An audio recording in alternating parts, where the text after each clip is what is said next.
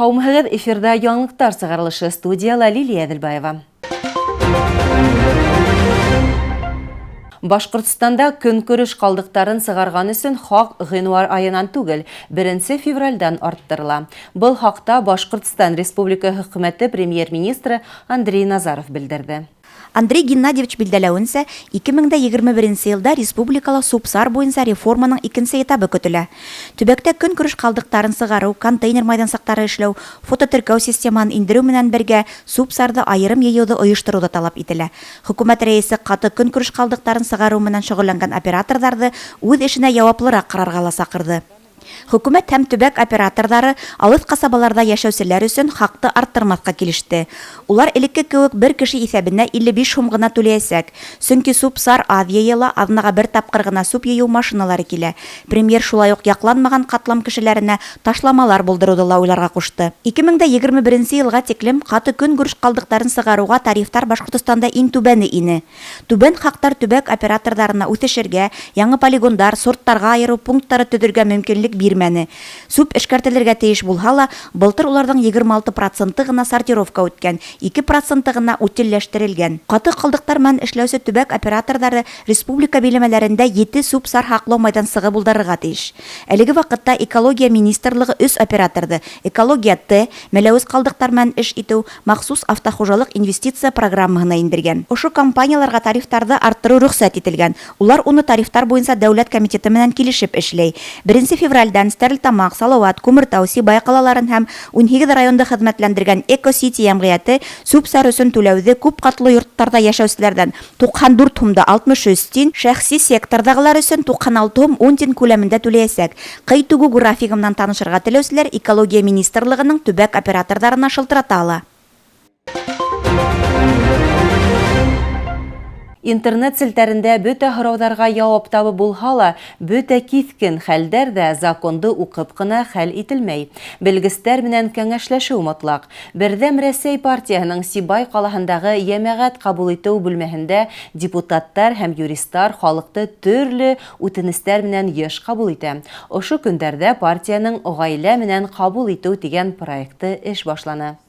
Ғаилә менән ҡабул итеү проектының төп маҡсаты граждандарға консультация биреү төрлө һорауҙар буйынса ярҙам күрһәтеү.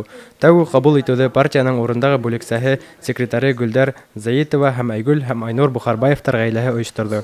Были записаны 8 человек, и эти 8 человек пришли сегодня на прием. Ҡабул итергә алдан 8 кеше яҙылғайны, шуларҙың бөтәһе лә билдәләгән ваҡытҡа килде. Мөрәжәғәт итеүселәрҙең һорауҙарына ЗАГС бүлеге начальнигы Айгөл Әхсан ҡыҙы Бухарбаева яуап бирҙе. Ғаилә башлығы Айнур Миниғәлим улы, адвокат-юрист булғанлыҡтан, унан кәңәш һораусылар да күберәк булды. Сегодня у нас был прием по вопросам алиментных платежей. Бөгөн беҙгә төрлө үтенестәр менән мөрәжәғәт иттеләр. Гражданлык, хеҙмәт, енәйәт һәм административ закондарға ҡағылышлы һорауҙарға яуап бирҙек. Алимент түләү башҡарма производствоһы буйынса суд бурыстары түләү, хеҙмәт бәхәстәре айырыуса киҫкен тороуы асыҡланды.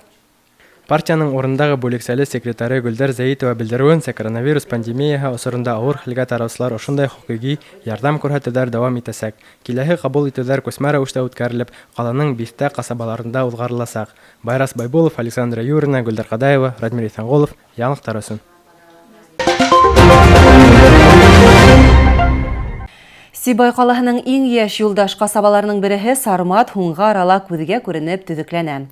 Биләмәлә йәшәүселәр тормош шарттарын урындағы башланғыстарҙы яҡлау программаһы аша ғәмәлгә ашырып булыуҙы яҡшы төшөндө һәм быйыл да ошо юҫыҡта ныҡышмал эшләргә иҫәп тота. 2019 йылда урындағы башланғыстарҙы яҡлау программаһында Сарматтың 14 проекты еңгән. Һөҙөмтәлә бер нисә урам юлдарына асфальт түшәлгән. Дөйөм алғанда юлдарҙы төҙөкләндереүгә йәмғиһи 24 миллион һумдан ашыу аҡса тотонолған. Тәсимов, металлургтар, профсоюздар урамында йәшәүселәр юлдарҙың тәртипкә килтереүенә ҡыуанып бөтә алмай. Унан алдағы йылда ҡасабала ошо уҡ программа сектарына балалар уйыны майҙансығы ла хасил булған. Мы ожидали, что Беҙ Сармат ҡасабаһы өлгөһөнә башҡалар да эйәрен белдек. Ысынлап та, 2021 йылда урындағы башланғыстарҙы яҡлау программаһына юл мәсьәләһе киҫкен торған балыҡсылар йорто 2 ҡасабаһында йәшәүселәр ҙур теләк менән ҡушылды. Шулай уҡ автомобиль юлдарын ремонтлау буйынса Алтын Арҡайым ҡасабаларынан йәмғиһе 30 проект хуплау тапты. 2021 елда программа сиктерендә Чайковский урамында яшәүчеләр урамга яелүләр юлын булдыру, балалар майдансыгын төзү, яктылык баганалары урнаштыру, дөйем канализация булу юнәлешләрен тәкъдим иткән. Бердәм тавыш менән йылышта 2020 елда урамга яелүләр юлын халу проекты хайланган. Территориаль ямагат үз идаралыгы рәисе Гөлнур Диярова тырышлыгы менән касабала бик күп эшләр эшләнелде. Урындагы башлангычларны яклау программа халык өчен бик уңайлы. Шуга ла унан быел да ситтә калманык. Бергә дәррәү генә тотынгас, еңеп сыгырбыз дип ышанабыз. Касабала тагы бер зур үзгәреш. 2020 ел адагында бөтә урамнарда ла яктылык үткәрелгән. Шулай ук балаларны һәм караңгы мәлдә яелүләрне хәстәрләп яктылыкты кайтарусы билдәләр куелган. Гөлдар Кадаева, Артур Ихсанов, Байрас Байбулов, яңалыктар өчен. Хәзер һава торышына килгәндә 21-23 гыйнварда Башкортстанда һава торышын халкын антициклон билдәләй. Башгидромет мәгълүматлары буенча алдагы 3 көндә термометр баганаһы көндезге сәгатьләрдә 12-20 градус халкын күрһәтә, ә төндә -16-25 тиклем төшә. Ел талгын, көньяктан һәм көнбайыштан бер аз кар яуы ихтимал.